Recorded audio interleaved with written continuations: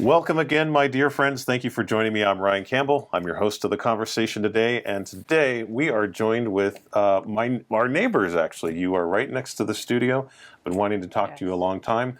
Christina Williams, you are the president of the Master Gardeners Association for Tuolumne County. Yes. Is that right? Association? Program.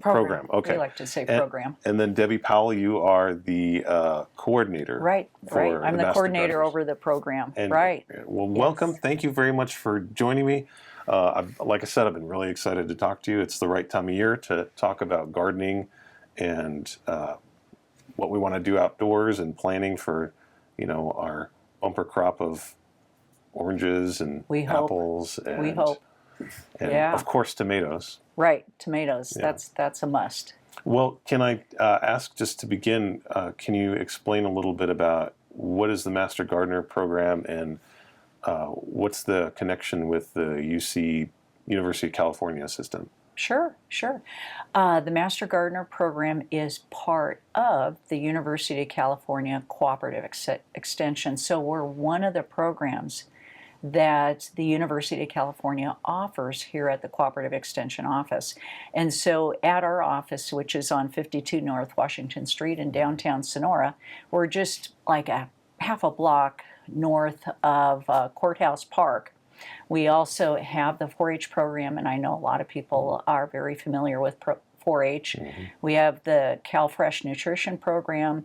We have advisors that some of them are stationed at the Cooperative Extension Office, but they also cover 4 other counties because our Cooperative Extension Office is part of what they call the Central Sierra Cooperative Extension, which is this unit that covers El Dorado County, Amador County, Calaveras County, and Tuolumne County.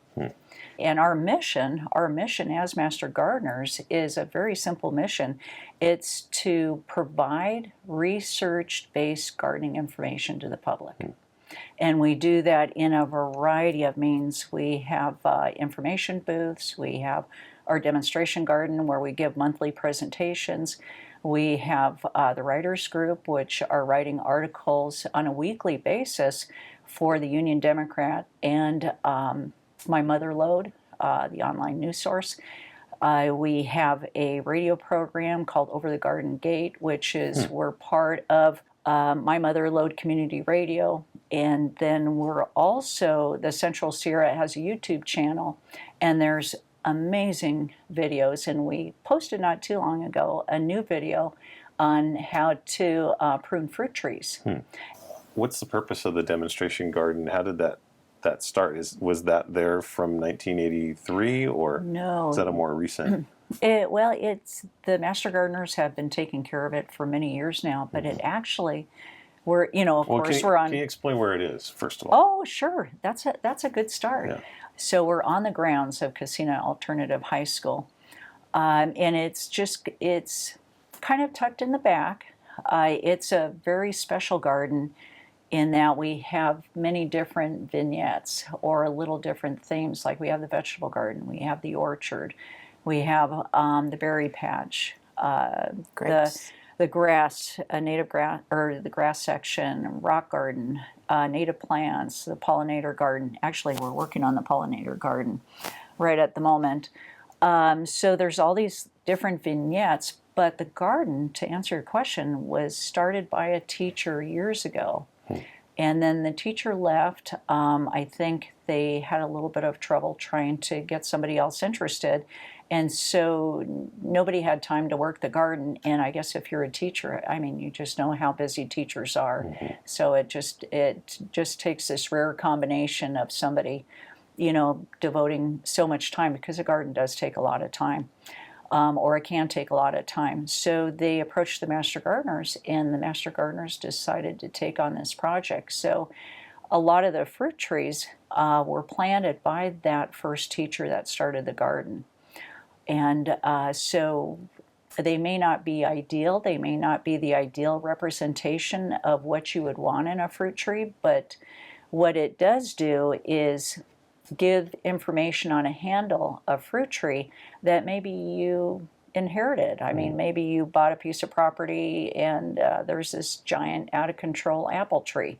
And what do you do? So all you have to do is go to the demonstration garden and see how the master gardeners handle it. What did they do? And so we're always providing types of education for the public on gardening. Well, and we talked a lot about master gardeners. Okay. Yeah. Now that I remember the first time I heard that term, I thought, wow, here's what I picture. Okay. To become a master gardener, kind of like Goodness. how you become a master samurai or kung Or fu master expert. chef. that there's a compound on a mountain somewhere far in the wilderness, and that you have to balance on top of some pruning shears or something like that in order to Or a raised bed. Yes, so exactly. A pruning shears raised in bed, hand. pruning shears, and a hoe in one hand, and pruning shears, and you have to balance on one leg. I like your description. This is how I picture it. And then you have like long robes that are maybe green. And, I like that too. Well, we gotta. I think I should change. You can make You it. have to shave your heads. You practice kung fu. Okay, no, don't like that Wait, part. wait. No. So this is my vision of Okay. how one becomes a master gardener. How is that? Where am I accurate and where am I inaccurate on that? Well, we get a lot. They provide a lot of training, and it is within 16 weeks. 16 weeks. Wow, that's a pretty long training program. Yes. Yeah. And Every week. bottom line is, I mean, how much experience you bring with it definitely will help, but it's a lot of it is what you make of it. Yeah. How masterful you want to get. Right, how masterful. How many master gardeners are in Tuolumne County right now? It's about 90. 90, wow. Yeah, about 90. And we have so many projects. We're pretty diverse, and I didn't name all the projects to you earlier, but it's a very diverse group, and it's a very diverse group of volunteers. And a lot of them come from other areas of California, and they've moved up to the area. So some of them are learning along with everybody else as far as finding out how to grow plants here in Tuolumne County, which, if you're not aware, it does come with its challenges. Because I have to admit, should we admit Tuolumne County? It's challenging. Yes, we definitely- It's challenging to Why grow is plants. it challenging to grow in Tuolumne County? Well, you do have the different elevations. Yes, different microclimates. Right. And so at your elevation, Christina, can you do a winter vegetable garden? If not necessarily, not close by. Currently, no. Okay. But you could do a raised bed with hoops and plastic, but you're definitely having to tend to it. But with all the snow we had this year, Probably. that would have been impossible to Right. try and keep the snow off. So there's a big difference between growing up in Twain Hard or up the hill, Yes. Long Bar, Miwok, than it is in Chinese Camp or Jamestown. Yes. Wh- Yes. Why is that? Is it the air density or just the temperature? It's the temperature. Okay. It's the range of temperatures. And then another thing that happens here in Tuolumne County is there's a variety of soil types. So some people say they are on just about all rock, and some people have more clay. There's just a huge variety. Yeah. In fact, in our Master Gardener training session, our instructor, and his name is Dr. Anthony O'Gene, and he's a soil specialist for UC Davis. He showed us the new soil web maps, and there's soil maps for Tuolumne County now, and throughout all of California, how to use them. And it is incredible. It's incredible when you look at these soil maps. It's so diverse, so many different types of soil. Is that available For everybody online? online, yes. So people can go to UC Cooperative Extension and look up a map, and it'll show you. This is what I'm picturing, is that it'll show you the different types of soil types in different areas of the county, and with that information you can know what is the appropriate type of crop you can grow in those soils. Yes. Real estate agents, they use it. Land developers use it. There's so many people just besides gardeners that use it because it's for the public. So it is a really great tool. Yeah. But when we had that class, we just were, we knew without looking at the map that yes, there's a lot of different soil types just because, our clients are always talking about their soil and it's different from maybe where Christina lives. Definitely. So Yeah. it's very diverse, but we didn't even touch on the subject of why it's hard to garden in Tuolumne County. We have to bring in a kind of a touchy subject, and that is deer and gopher. Oh yeah, I know all about the deer. Have you And met them? I have lots of deer on my house, on my property, Okay. and I can tell you that I've put. I'm not without any skill in gardening. I have gardened before. I'm by no means a master. Okay. I'm like a Padawan or a white. If you're the black belts in gardening, I'm the white belt or whatever belt you start out in karate. Okay. I'm sticking with this karate Yes, kung we fu get- metaphor. I I know. Okay. I know. I do I'm like gonna stick it. with It is a great metaphor. I like it. I'm staying.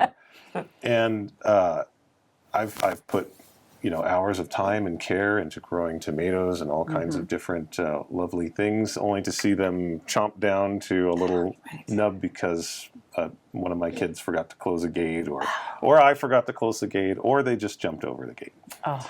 And I find that that's a universal experience from living in Tuolumne County. You're not alone. Yeah. You're definitely not alone. We get that question a lot. How do you keep the deer away or discourage them? And what I've found is that there are different types of plants that they say the deer won't eat them, and I've seen the deer eat them. I hate to say it.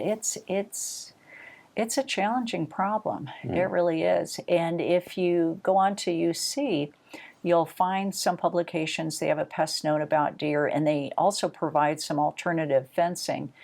Say if you didn't want to go up that high, if you have two fences with a space in between, it doesn't have to be up as high, and then the deer apparently don't want to either jump that far or jump inside and get stuck. So there's different types of things, but kind of it seems like for this county, the tried and true method is just a very tall fence and keeping the gate closed. Yeah.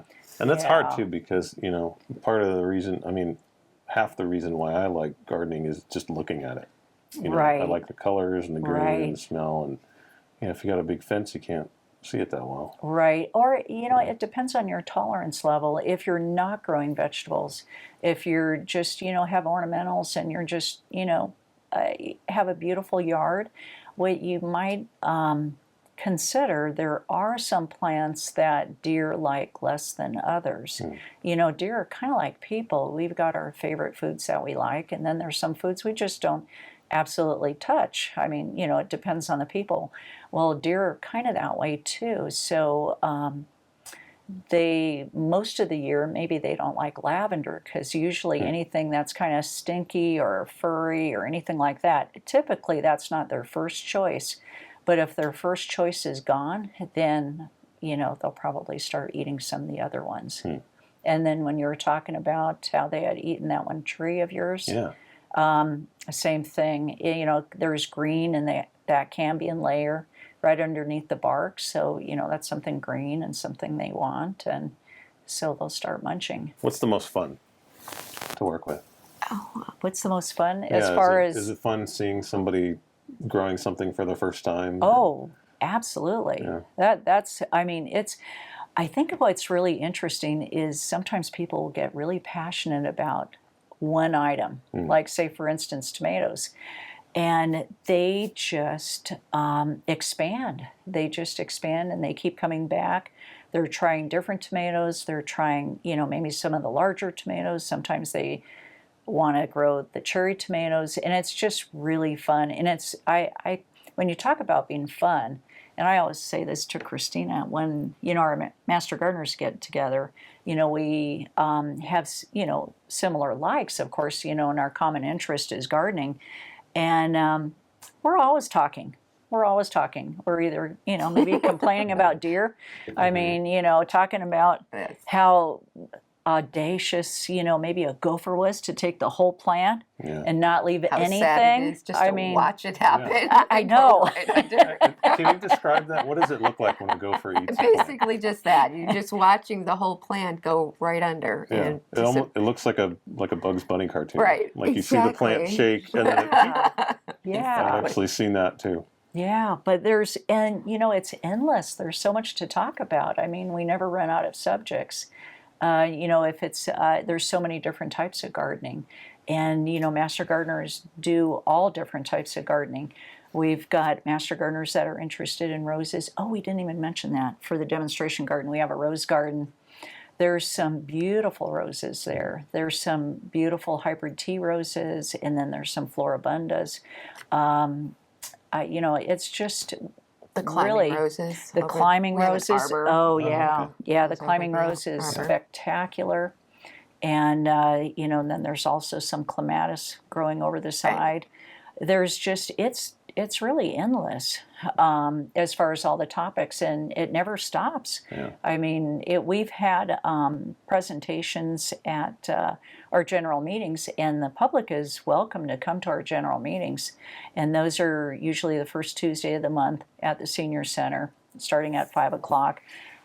Unless we have a holiday, then things change. Around 4th of July, it appears that people don't want to come, around the holiday. Yeah. Traveling. So I'll just, kind of wait until the following week.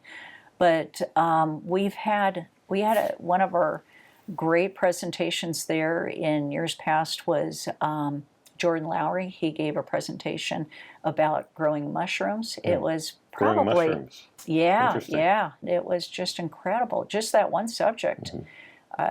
People have a really, desire, to know certain things. Some master gardeners, they even do bonsai. And that's, an amazing What about skill. so for that person that doesn't have any experience, or maybe has a little bit, or Right. what would be if somebody comes to you and says, "I just want to start growing something"? Where would you tell people to start? I mean, I know a lot of people start with tomatoes. Right. Is that a good crop to have in Tuolumne County? You can start with herbs or vegetables or flowers. Okay. The herbs trees probably take a little bit more knowledge, but they're pretty simple too. Yeah. Berries. It's basically starting small and getting an understanding of what you're doing with those particular plants and growing from there. And is it an expensive hobby? It doesn't have to be. It Exactly. really doesn't. It doesn't have to be.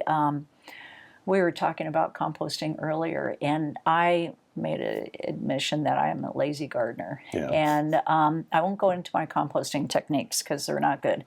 But one of the things as a lazy gardener I have done is it's called a rubber plant. It's a house plant. And I just took cuttings. I just took a pair of scissors and took cuttings off this rubber plant, stuck it in a jar of water, and it's still alive, but it's been after a year and a half. So I do need to transplant it. It does have roots. So, I mean, that's pretty lazy. Yeah. But it's something, it's green and I like looking at it, and I promise I will transplant it, but it could be as simple as that. Yeah. So you just find a plant that you like and figure out how it grows. Right. And a lot of times they're not that difficult. One of the best ways is, of course, we always encourage anybody to come to our open garden days, because that's where we have the most master gardeners in one spot, and it's held at our demonstration garden, always usually the first Saturday of the month, except for a holiday. And so we have a variety of master gardeners there available to answer your specific question, and then we always usually do presentations. And so, since you asked, what for April 1st?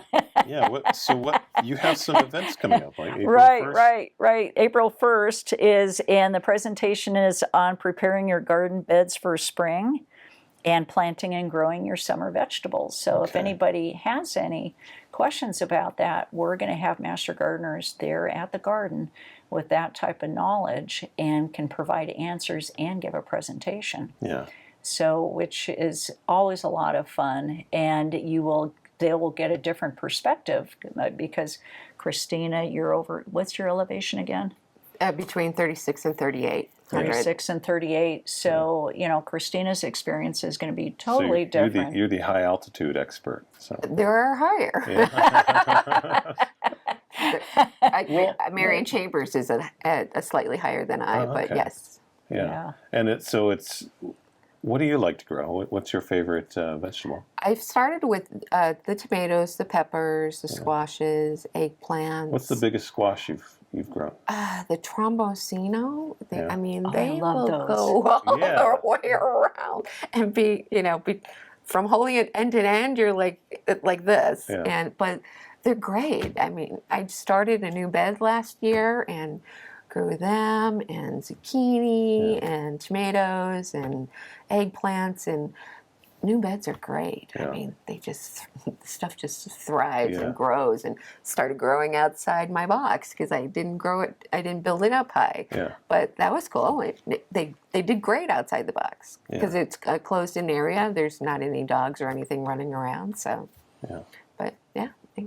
Yeah, and Debbie, you touched on a topic, and it's a controversial one. But I have to press you on it. Okay. Okay. I'm sorry. Okay. I'm ready. We're going to talk about compost. Okay. Oh, very good. Compost. Right. Okay. First of all, and we're joking, but in the gardening world, it is actually kind of a controversial topic because there's so many ways to do it. Right. And I'm like you. I'm very lazy. I'll tell you what I do. I take all my clippings, sometimes household food scraps, grass clippings, leaves. I don't measure anything. I don't add anything. I just throw them in a big pile, and I surround them with a piece of fencing, and I put stakes up. I just leave it there, and I hope for the best. You know what? What am I doing wrong? Sometimes it works, though. It does work. It just takes a long time. First of all, and this is going to sound strange, but I applaud your efforts. I really do. I think it's wonderful. I think it's wonderful you're composting. Mm-hmm. I really do, even if it takes longer maybe than normal. And just to let you know, no matter what you do, don't ever get frustrated. Keep on doing. You can improve it, but we have a saying that compost will happen. No matter what you do, it's going to happen. Yeah, that sounds like a bumper sticker. Compost happens. It will happen. Now we have a master gardener that he's relatively new. He's a dynamo, and he has totally revamped the compost system at the demonstration garden. He is able to do what we call hot compost, which is where the compost is actually happening. The microbes are actually doing their thing. They're working on it. They're taking your leaves, your kitchen scraps, your everything, and breaking that apart and actually turning it magically into compost, which is this really wonderful smelling substance that you can use in your garden, especially for your vegetables. And it's a very organic way to add nutrients to your garden. Right. So, and you're using material that you would otherwise just throw out or discard. But everybody can do it. Everybody can do it. And now what he does, he's a little bit more. Maybe he's fine-tuning it a little bit more than what you're doing. He is actually doing like half greens, half browns. That's what they call it. And then he is turning it. So what are greens and what are browns? So greens would be any of your grass clippings, literally, possibly if your leaves are still green or anything like that. So they're viable plant material. What we call browns are maybe dried brown leaves or maybe newspapers or things like that. Newspapers. Right, as long as they don't, it's not shiny. Just because that's a different type of ink. But so you can add that and shred it up. Now, ways to get it to compost faster is smaller pieces. So if you just throw in a branch and don't, cut it up, anything like that, it's going to take a lot longer. But if you take the time to cut things up, it will be a lot quicker. And I think probably at some point we're going to have information as far as composting, maybe further down the line. at the demonstration garden. So we'll let everybody know. We planned out 6 months in advance, but we'll have to start talking about including that. He also has the leaf bin as well. Right, Like, right. but as you mentioned, it's a slow process. But he has a fenced round area, which is some T-posts, and just throws the leaves in, and just that's our cold compost. Slow process, but it's amazing sometimes how as long as you don't get it too wet, which obviously has been a problem these days, but maybe a old shower curtain, or right. just don't leave it out there too long, because the sun will just make it fall apart. Right, and everybody has different composting methods. Some people use the 3-bin method. Some people have tumblers. Some people have, like what you have, is maybe just a wire area.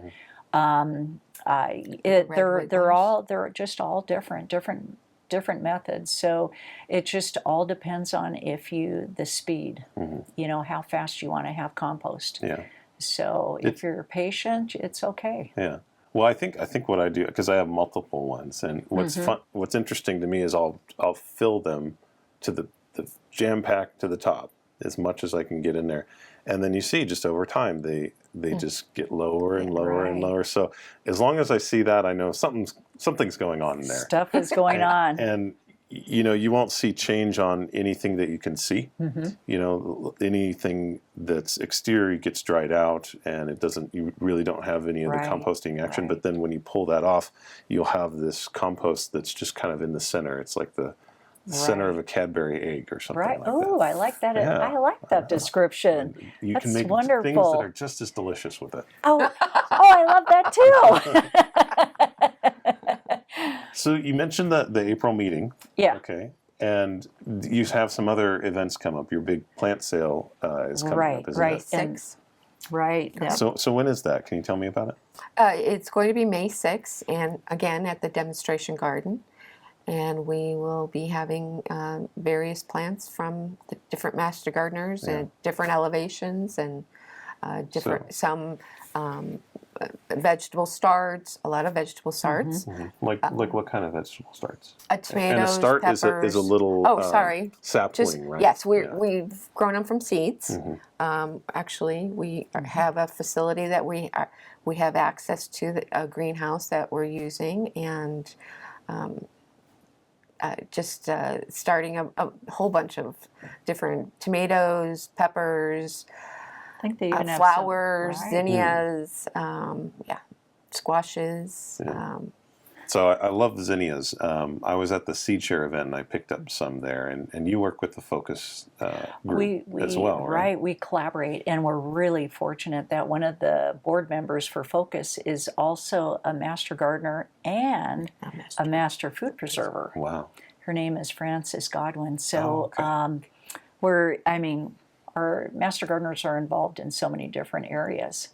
So if somebody's interested in becoming a master gardener or learning a little more about your organization and what you do, what's the best way to reach out to you?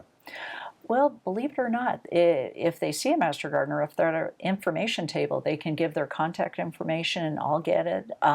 They can call the hotline, which is 209-533-5912. At any of our events, master gardeners can collect their information and send it to me. So there's a variety of ways. Also, there's an interest form on the Central Sierra Cooperative Extension under the Tuolumne page. There's a link to where it says, are you interested in being a master gardener? And that will enter them into the database that we keep for anybody that has ever expressed an interest in the Master Gardener Training Program. And then we'll contact them. Absolutely. So thank you very much for your time. I really appreciate it. And come back anytime. Thank you. Really appreciate it. Thank you, Christina. So Christina and Debbie with the UC Cooperative Extension Master Gardeners Program, thank you very much for joining us. Thank you so much. And thank you for joining us. Please join me again next week for another fascinating conversation about Tuolumne County. Have a good day. Bye-bye.